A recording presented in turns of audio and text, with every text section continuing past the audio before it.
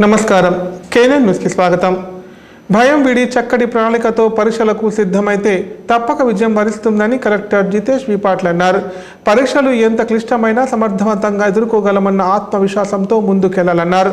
అనుమానం వీడి ప్రత్యేక దృష్టి పెట్టి చదివి లక్ష్యం దిశగా అడుగులు వేయాలని కోరారు. కామారెడ్డి జిల్లా కేంద్రంలోని ప్రభుత్వ డిగ్రీ కళాశాలలో గ్రూప్ 1, 2, 3 తదితర పోటీ పరీక్షలకు సన్నద్ధమవుతూ 3 మాసాల పాటు శిక్షణ పొందుతున్న 54 మంది ఎస్సీ అభ్యర్థులకు కలెక్టర్ జితేష్ వి పాటిల్ స్టడీ మెటీరియల్ అందించారు. ఈ సందర్భంగా ఆయన మాట్లాడుతూ పోటీ పరీక్షలకు సిద్ధమవుతున్న అభ్యర్థులు సిలబస్ను ఆకలింపు చేసుకొని అందుకు అనుగుణంగా స్వతహాగా నోట్స్ తయారు చేసుకోవడంతో పాటు కరెంట్ అఫైర్స్ పై ప్రత్యేక దృష్టి పెట్టి పట్టుదలతో సన్నద్ధం కావాలన్నారు.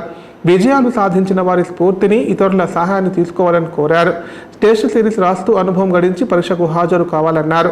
లక్షల్లో ఉద్యోగాలకు దరఖాస్తు చేసుకుంటున్నారని, నేను సాధించగలనా అన్న భయం, అనుమానం వీడి ప్రత్యేక దృష్టి పెట్టి సానుకూల దృక్పథంతో చదివితే లక్ష్యం చేరుకోగలుగుతామని చెప్పారు. సాధించిన ఉద్యోగంలో ఎన్నో సవాళ్లు ఎదుర్కోవాల్సి ఉంటుందని, అందుకు సిద్ధంగా ఉండాలని హితవు చెప్పారు.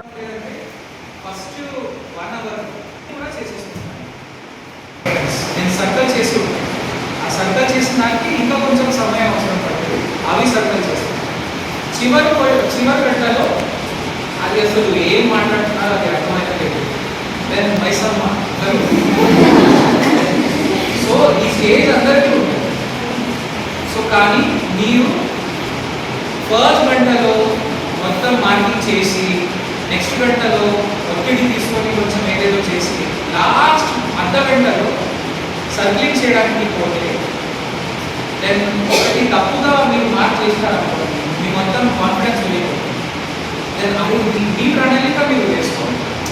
ఎప్పుడు మీరు సర్క్లింగ్ మార్క్ చేస్తారు, దెన్ ఏదైనా గెస్ కొట్టాలో అది ఎప్పుడు అటెంప్ట్ చేస్తారు, రైట్? సో ఆ విధంగా మీ ప్లాన్ చేసేస్తారు. ఈ నెక్స్ట్ స్టేజ్ అవన్నీ తర్వాత కానీ దీనికి మీరు సరిగ్గా చేయకపోతే ఏం చేస్తున్నాను, ఇక్కడ ఆ టైం అంతా వృధా చేస్తున్నాను అట్లా డౌట్ మీకు మొదటి వారంలో వచ్చే అవకాశం ఉంది. నాకు కూడా వచ్చింది.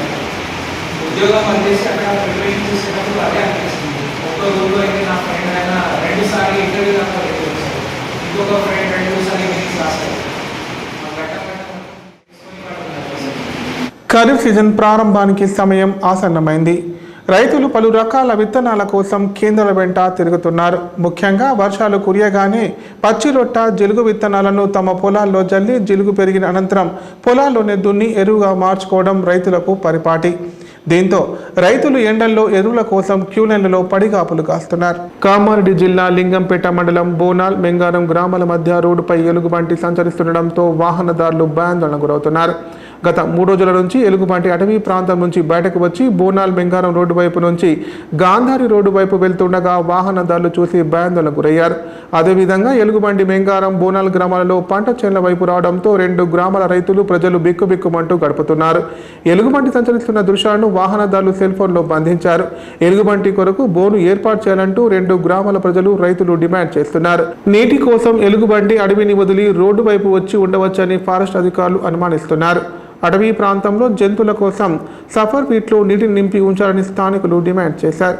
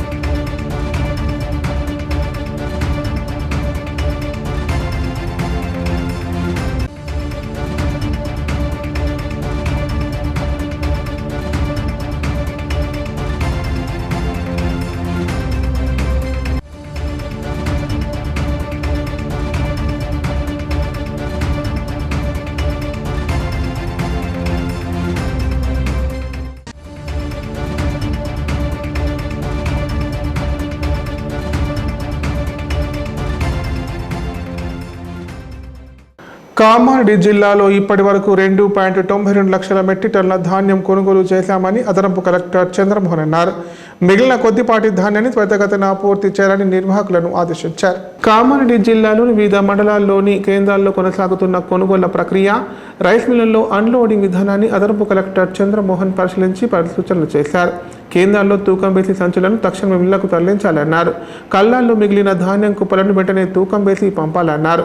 కామారెడ్డి మండలంలోని అడ్లూరు, ఇస్రోజీవాడ, సదాశివనగర్ మండలంలోని కూప్రియాల్, బేబీపేట మండలంలోని తుల్జాపూర్, దోమకొండ మండలంలోని అంబర్పేట కేంద్రాలు పరిశీలించారు.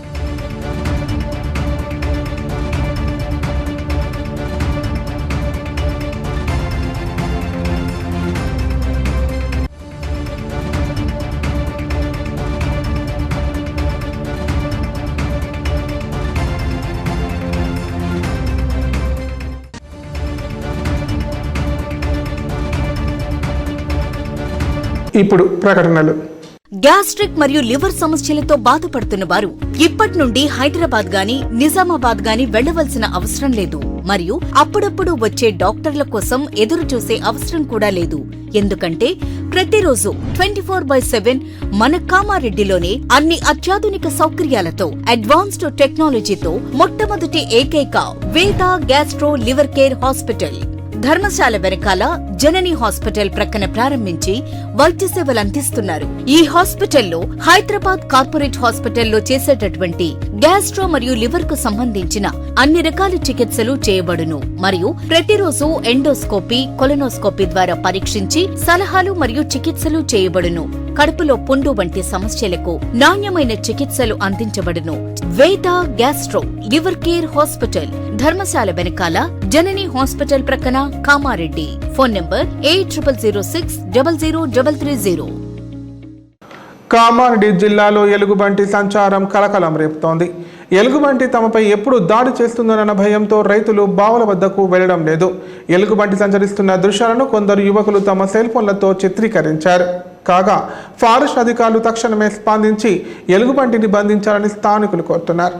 ఎరువుల కోసం అన్నదాతలు ఎండలో భారీ క్యూలైన్లో పడికాపులు కాస్తున్నారు.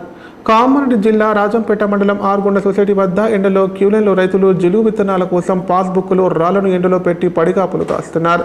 సొసైటీ పరిధిలోని ఆర్గొండ, కొండాపూర్, ఎల్లారెడ్డిపల్లి తాండా, బసవన్నపల్లి గ్రామాలకు చెందిన రైతులు ఎరువుల కోసం ఎండలో ఉండాల్సి వస్తుందని ఆవేదన వ్యక్తం చేశారు. ఉదయం 7 గంటలకు సొసైటీ వద్దకు జిలుగు కోసం వస్తే అధికారులు కేవలం 30 కిలోల సంచి ఒక రైతుకు పంపిణీ చేస్తున్నారని చెప్పారు. దీనివల్ల 2, 3, 4 ఎకరాలున్న రైతులు ఎరువుల కోసం ఇబ్బందులు ఎదుర్కోవాల్సి వస్తుందని మండిపడ్డారు. ఇప్పటికైనా రాష్ట్ర ప్రభుత్వం అధికారులు చొరవ తీసుకొని రైతులకు సరిపడా జిలుగు బస్తాలు పంపిణీ చేయాలని రైతులు వేడుకున్నారు.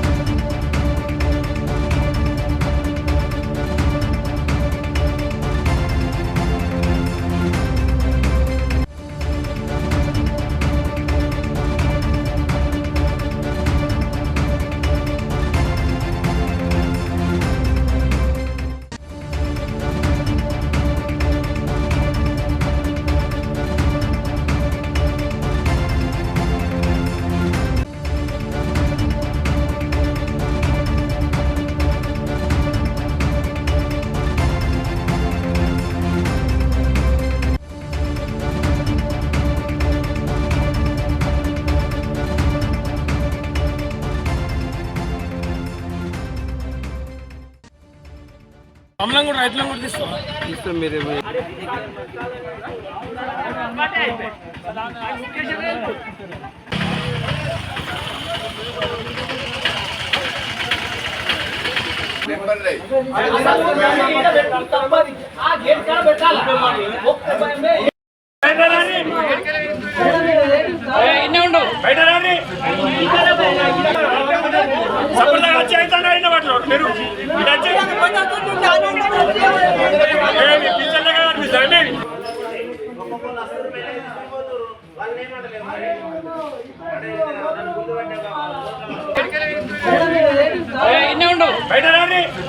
బలవన్ మరణానికి పాల్పడి కూతురు రోడ్డు ప్రమాదంలో తండ్రి ఒకే రోజు మృతి చెందారు.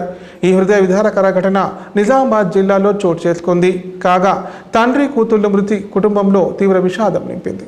కేవలం 15 నిమిషాల వ్యవధిలో తండ్రి కూతురు మృతి చెందిన సంఘటన నిజామాబాద్ జిల్లా రేంజర్ మండలంలో చోటు చేసుకుంది. స్థానికుల కథనం ప్రకారం వీరన్నగుట్టకు చెందిన మాలో జ్యోతికి 15 ఏళ్ల క్రితం అబ్బాపూర్ తాండాకు చెందిన ప్రకాష్తో వివాహం జరిగింది.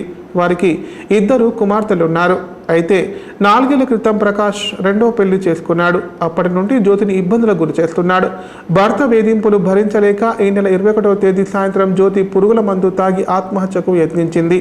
వెంటనే ఆమెను కుటుంబ సభ్యులు నిజామాబాద్ ప్రభుత్వ ఆసుపత్రికి తరలించారు. ఆసుపత్రిలో చికిత్స పొందుతున్న కూతురు కోసం గురువారం రాత్రి భోజనం తీసుకొచ్చేందుకు తండ్రి లక్ష్మణ్ రాథోడ్ బండిపై వెళ్తుండగా కాళ్యాపూర్ వద్ద జరిగిన రోడ్డు ప్రమాదంలో మృత్యువాత పడ్డాడు.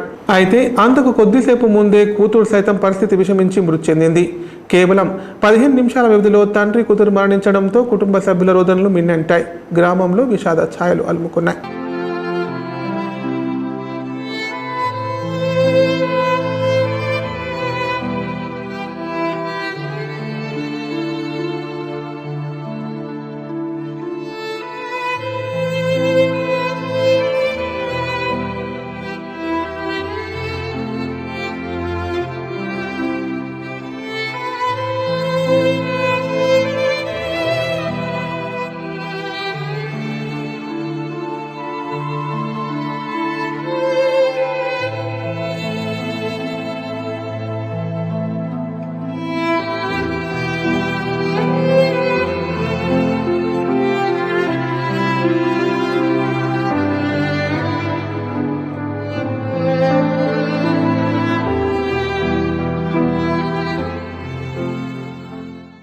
వార్తలు ఇంతటితో సమాప్తం. తిరిగి ప్రసారమయ్యే వార్తల్లో మళ్ళీ కలుద్దాం. అంతవరకు సెలవు. నమస్కారం. చూస్తూనే ఉండండి K9 ప్రతిక్షణం ప్రజాపక్షం.